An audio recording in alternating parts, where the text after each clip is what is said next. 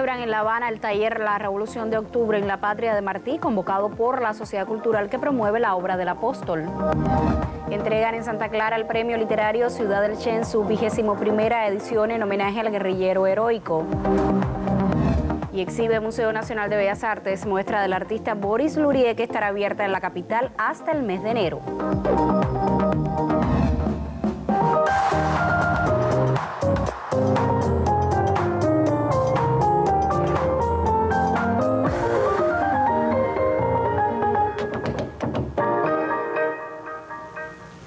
Saludos desde La Habana. Abrimos la semana de emisiones del Noticiero Cultural de la Televisión Cubana este lunes 9 de octubre de 2017. En esta jornada se celebró el taller La Revolución de Octubre en la Patria de Martí, organizado por la Sociedad Cultural José Martí. Varios paneles destacaron la importancia de algunos procesos culturales en la revolución y la obra de figuras relacionadas con el pensamiento del apóstol. La periodista Dianelis Hernández asistió con un equipo del Noticiero Cultural y nos propone un contacto desde la sede del Instituto de Relaciones Internacionales, sitio que acogió este encuentro. Bienvenida. Sí, efectivamente, Indira, muchísimas gracias. Nos encontramos en el Instituto Superior de Relaciones Internacionales durante todo el día que ha estado desarrollándose aquí el taller La Revolución de Octubre en la Patria de Martí, organizado por la Sociedad Cultural José Martí. Para tener más detalles de lo que ha estado ocurriendo durante todo el día en esta jornada, vamos a conversar precisamente con su vicepresidente, el compañero René González, para tener detalles de lo que ha estado pasando durante todo el día en este taller. Bienvenido, René. Muchísimas gracias por este contacto con nuestro Noticiero Cultural. ¿Qué ha estado sucediendo aquí, René, durante todo el día? Bueno, básicamente lo que estamos haciendo es un homenaje a ese suceso de la historia que fue la Revolución de Octubre en su centenario, y al mismo tiempo aprovechamos este homenaje para tener un espacio de reflexión, porque para parafrasear a Fidel, el sentido del momento histórico, tanto de hace 100 años como de ahora, es el mismo. Enfrentamos los mismos retos que enfrentó el pueblo ruso cuando hizo aquella revolución. Enfrentamos otro reto, yo diría superior, que es el de sostenerla, y yo creo que es importante que pensemos, que recordemos lo que representó ese suceso histórico, la importancia que tuvo, el impacto que tuvo en nosotros, en los revolucionarios de principios del siglo XX, de la Cuba de principios del siglo XX, que ya eran martianos, que luego se convirtieron en marxistas a través de Martí. Y yo creo que ese es el propósito de este espacio.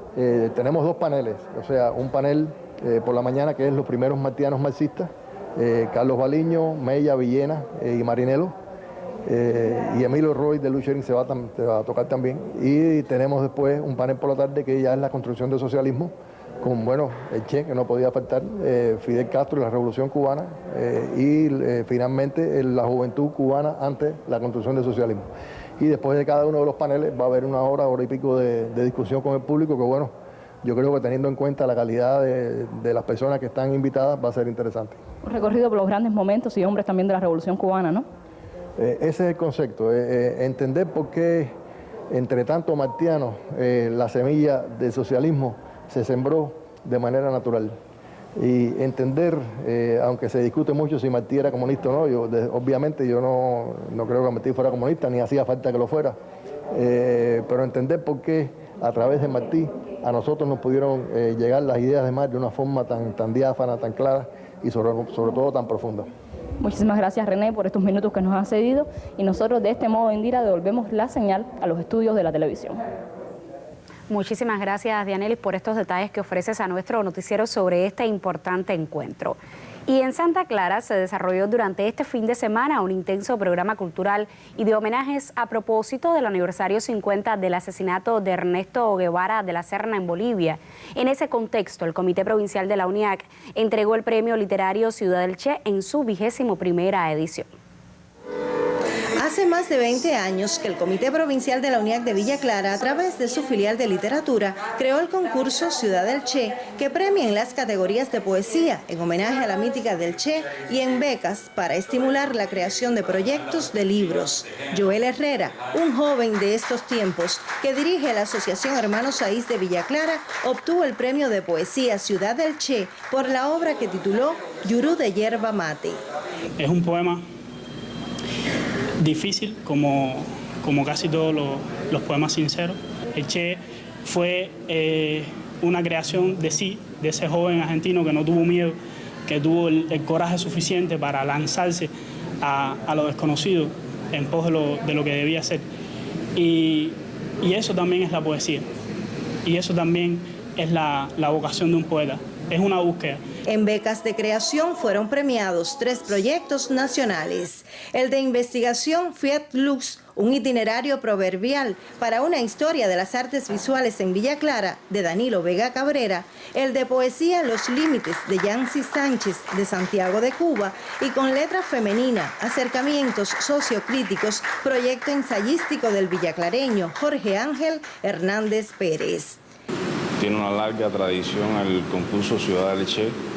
Ha demostrado en más de una ocasión que historia y literatura van de la mano en Cuba, y me parece que es fundamental promoverlo, darle la categoría que siempre ha mantenido, darle el sitial que siempre ha mantenido, no solo por la figura del Che, que me parece de las más emblemáticas, no solamente para Cuba, sino para toda Latinoamérica, para el mundo. La edición 21ª del concurso Ciudad del Che se hizo en un contexto especial, pues desde la poesía, Santa Clara y sus artistas rinden permanente tributo al Che Guevara, esta vez en homenaje a los 50 años de su muerte y a los 20 de la llegada de sus restos a Villa Clara. Hilda Cárdenas Conyedo, para el Noticiero Cultural.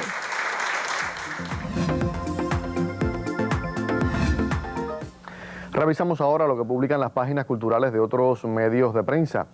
La agencia de noticias Prensa Latina da a conocer que la Universidad de Panamá acoge desde hoy una exposición fotográfica que recoge la trayectoria de Ernesto Che Guevara durante las responsabilidades que ocupó tras el triunfo de la Revolución Cubana en enero de 1959.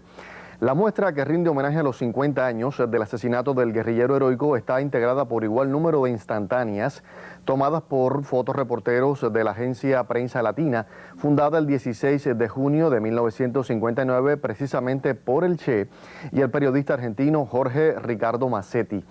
Bajo el título Querida Presencia, el público podrá apreciar imágenes, algunas de ellas inéditas, que resumen diferentes momentos de la breve pero intensa trayectoria del guerrillero argentino-cubano como revolucionario, internacionalista y dirigente político. Por su parte, la agencia cubana de noticias anuncia que presentaciones teatrales y danzarias, conferencias y espectáculos humorísticos y circenses figuran entre las propuestas de las artes escénicas para la edición 23ª de la Fiesta de la Cubanía, prevista del 17 al 20 de octubre en Bayamo. Entre las propuestas de las artes escénicas de la cita estarán las presentaciones del colectivo teatral Macubá de Santiago de Cuba, del grupo danzario Rumbatá de Camagüey, del Conjunto Folclórico Nacional de Cuba y del proyecto sociocultural Guerrilla de Teatreros de la propia provincia de Granma. Y por último, la publicación digital Cuba Sí reseña la trayectoria del emblemático conjunto rumbero Los Muñequitos de Matanzas, agrupación que celebra hoy 65 años de fundada. El 9 de octubre de 1952, en el bar El Gallo del popular barrio La Marina de la ciudad de Matanzas, surgió y se materializó la idea de fundar ese colectivo. Numerosos expertos consideran a Los Muñequitos como uno de los mejores exponentes de la rumba en Cuba. Las presentaciones del conjunto en estos 65 años han incluido naciones como Estados Unidos, Canadá, Brasil, Puerto Rico, México, Costa Rica, Alemania, Italia e Inglaterra, entre otras.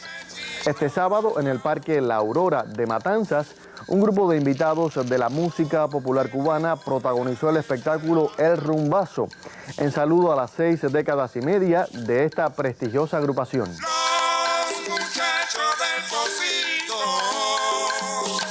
Sentimiento Manada. Y precisamente con un fragmento de la música de Los Muñequitos de Matanzas cerramos nuestra revista de prensa por hoy, Indira. Nos vemos este martes. Muchísimas gracias, Diver. Aquí te estaré esperando como es habitual. Tiempo para una primera pausa y así cumplir con nuestros compromisos promocionales. Al regreso abrimos nuestra sección Contrapunteo para dar inicio al debate que sostendremos esta semana en torno a las investigaciones culturales en nuestro país. Manténgase junto a nosotros. Ya regresamos.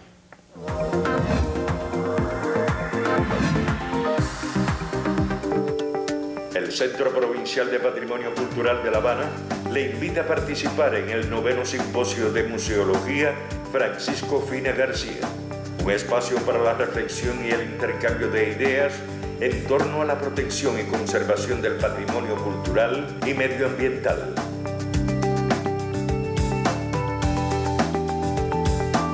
Noveno Simposio de Museología Francisco Fina García. La Casa de Iberoamérica convoca del 24 al 30 de octubre de 2017 a la 23ª Fiesta de la Cultura Iberoamericana. Congreso Iberoamericano de Pensamiento, Centros Culturales, Brigadas Artísticas de Solidaridad, Pasacalle Iberoamericano, del 24 al 30 de octubre de 2017, 23ª Fiesta de la Cultura Iberoamericana. Este martes iniciarán en todos los territorios del país las propuestas artísticas y literarias de la Jornada por la Cultura Nacional.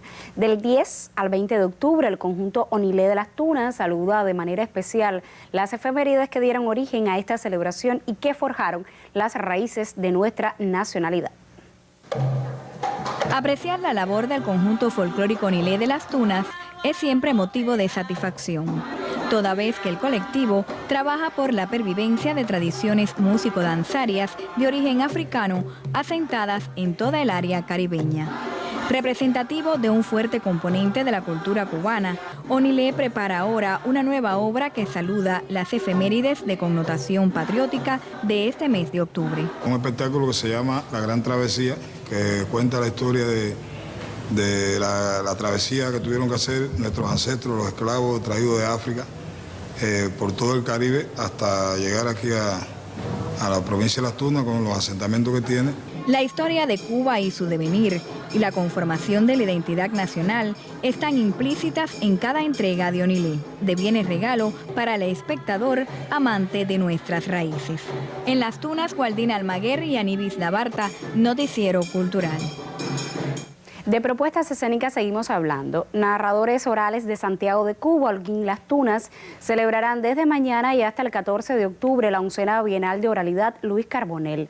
Como parte del programa se desarrollará también el evento teórico Rómulo La Chatañeré y, como habitualmente sucede, se incluyen visitas a escuelas y a los hospitales pediátricos de la provincia. Nuestra corresponsal en ese territorio nos pone al tanto a través de un contacto informativo.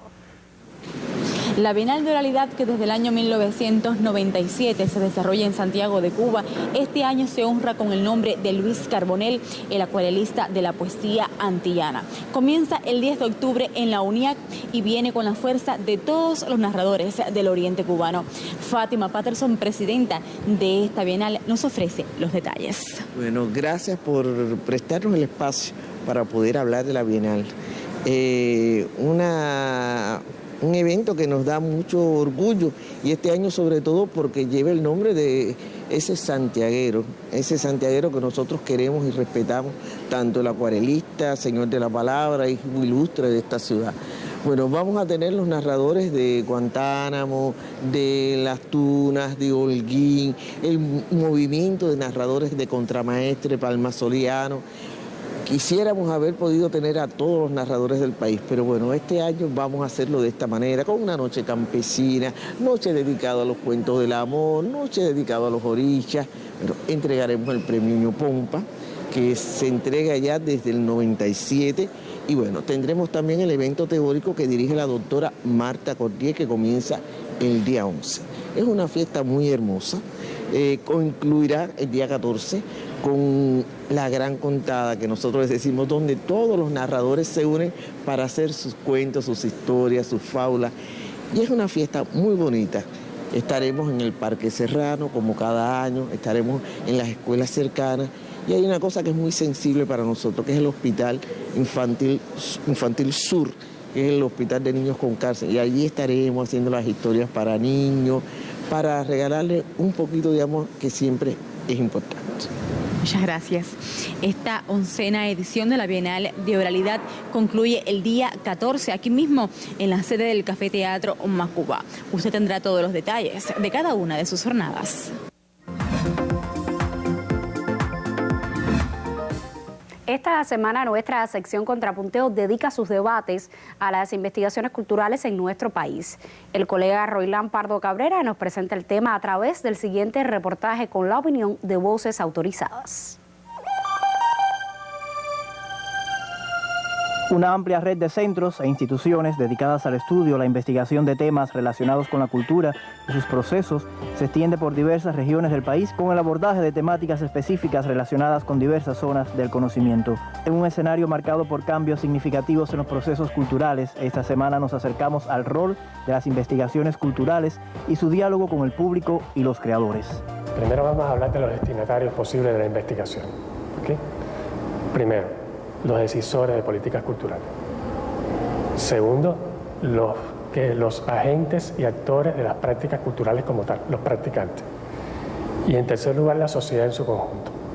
¿Sí? Cada uno de ellos tiene sus modalidades específicas de recepción y también de aprovechamiento de los resultados que se generan aquí en Marinero. Los decisores pueden tomar las recomendaciones políticas culturales que se pueden generar en las mismas investigaciones y también pueden sustentar sus decisiones de política a partir de los datos producidos por la misma investigación. Los practicantes y el resto de los actores de las prácticas culturales pueden apoyarse en las investigaciones para sustentar esas mismas prácticas, para fortalecerlas, para rescatarlas. En el grupo tenemos experiencia de hacer estudios de público, tenemos 2 encuestas nacionales sobre prácticas culturales, de consumo cultural, tenemos estudios provinciales y tenemos estudios cualitativos en comunidades específicas o en el uso de instituciones como casas de cultura, museos, y eso nos da una perspectiva de cuáles son las prácticas fundamentales que hacen nuestros públicos, o sea, de manera que eso les sirve a los creadores y a los decisores de política para saber qué está pasando, ¿no? De alguna manera medir las personas a qué instituciones van, por qué van, qué les gustaría que fuera parte de su espectro de ofertas culturales, cuál es su predisposición también a involucrarse en proyectos de transformación a nivel local. Indiscutible es el trabajo de especialistas e investigadores en los diferentes campos de la cultura. Sin embargo, hoy se hace necesario un mejor espacio de socialización y aplicación de estos estudios, a la par con el desarrollo y funcionamiento de nuestras instituciones. Igual quedan áreas sin cubrir, ¿no? Pero el Marinero tiene una oferta de línea de investigación muy interesante. Economía de la cultura, cultura popular tradicional, consumo y participación, tecnologías digitales y cultura. Esas áreas están presentes en la labor investigativa del Marinero y cada una de ellas puede aportar no solamente respuestas, sino también preguntas que las necesitamos tanto como las respuestas ahora mismo en la sociedad. En ese sentido también contamos con un observatorio de la cultura en el cual ponemos nuestros principales resultados de investigación, ponemos experiencias de transformación social a nivel local, ponemos artículos, o sea, colgamos en una plataforma web que sirve también para poner las principales producciones académicas y no tan académicas que se están llevando en el ámbito cultural, como una manera de poner a dialogar a todos, investigadores, también gestores de procesos culturales, decisores. Y de esa misma manera entonces tienen un espacio de socialización igualmente amplio y diverso, que va desde la docencia hasta las publicaciones y la participación en eventos que nosotros mismos generamos. Y del mismo modo existe también un sistema de publicaciones en libros, en la revista digital, perfiles de nuestra institución, donde se acogen, donde a partir del cual se publican esos resultados más importantes, incluso no solo los nuestros, sino también todos aquellos que se producen en otras partes del país y que no han tenido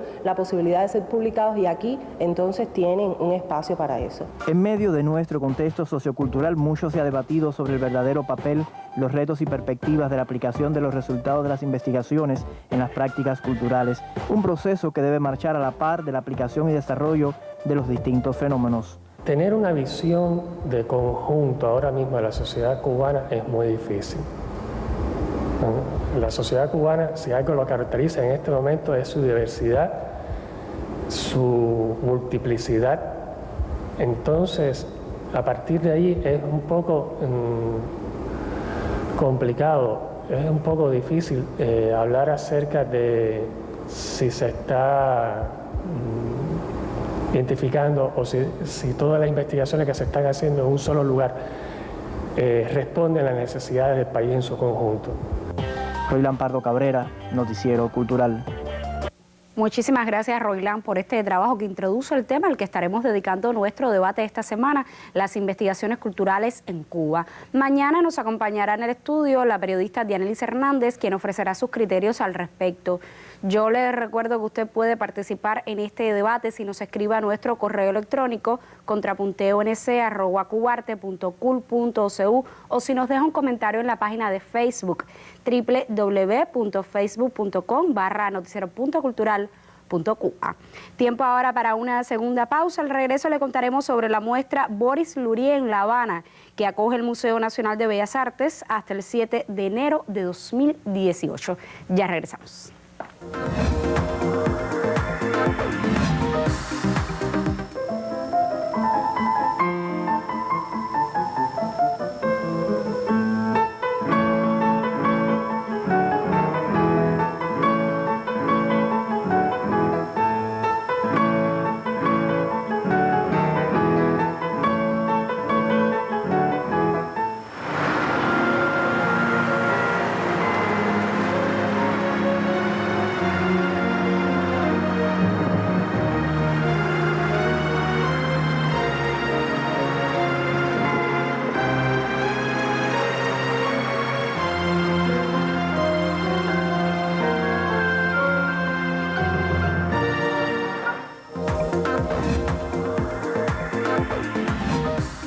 Los habitantes de la Isla de la Juventud celebran los 40 años de la educación internacionalista en ese municipio especial.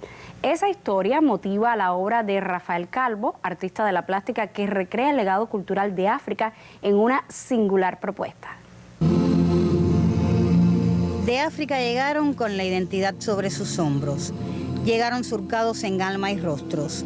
Llegaron y la isla de Pinos emergió ante sus ojos como la casa grande para protagonizar la educación internacionalista, proyecto educativo y de formación cultural recíproco.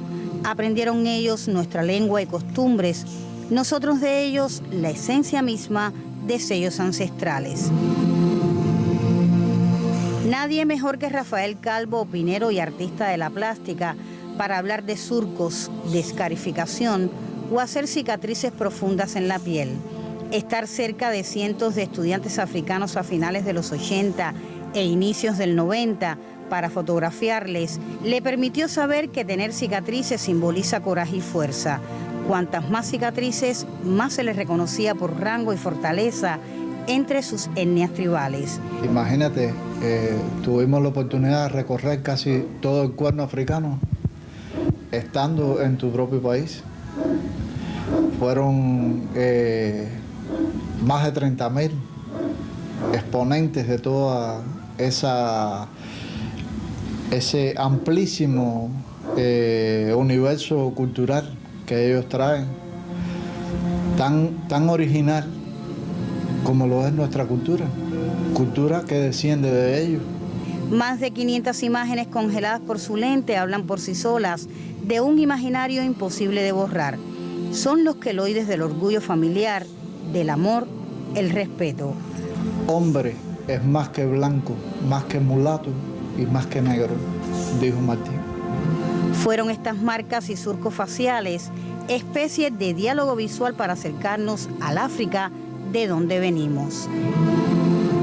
En nuestra próxima emisión, Instintos del Monte, experiencia humana e irrepetible que le exigió a este artista cruzar otros correlatos estéticos para dialogar de la educación internacionalista desde el arte. Katia Álvarez, Noticiero Cultural. Y varios medios de prensa han destacado la presencia hasta el próximo mes de enero de una abarcadora muestra del artista Boris Lurie en los espacios del edificio de Arte Universal del Museo Nacional de Bellas Artes. Un equipo de nuestro Noticiero Cultural asistió a la apertura y al cierre de esta emisión nos acerca a esa propuesta. Es la primera ocasión en que la obra de Boris Lurie llega a Latinoamérica y Cuba es el escenario. 95 piezas entre esculturas y pinturas se exhiben en los espacios de la sala transitoria del edificio de arte universal del Museo Nacional de Bellas Artes para mostrarnos el quehacer del artista neoyorquino de origen ruso entre los años 50 y 70 del pasado siglo. La figura de Boris Lore prácticamente no pertenece a la historia canónica del arte del siglo XX. Es un outsider.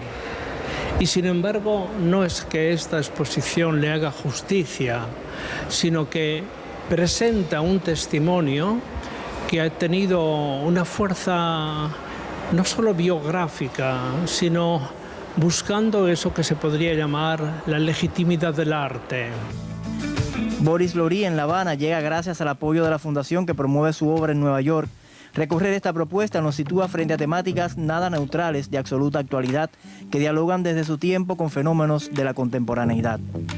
La fundación de Boris Lore tiene un interés especial de hacer exposiciones y catálogos del artista Boris Lore porque la fundación lleva el legado del artista. Hemos hecho muchas exposiciones en todo el mundo, en Estados Unidos, en Europa, y es la primera exposición en Cuba y en Latinoamérica en general. Y estamos muy orgullosos y contentos de poder presentar esta exposición aquí en el Museo Nacional de Arte en La Habana. Y la intención de tener la exposición en este lugar tan maravilloso fue un deseo antiguo de toda la vida del artista de exponer en Cuba. Convencido de que el arte debe ser un medio de expresión de las vivencias del artista, Boris Lore lleva sus cuadros y esculturas las huellas del horror por él enfrentadas en Europa, las cuales lo dotaron de un espíritu contestatario que manifestó atacando duramente al fascismo, la sociedad de consumo y el fetichismo de que era objeto el cuerpo femenino, además de la violencia.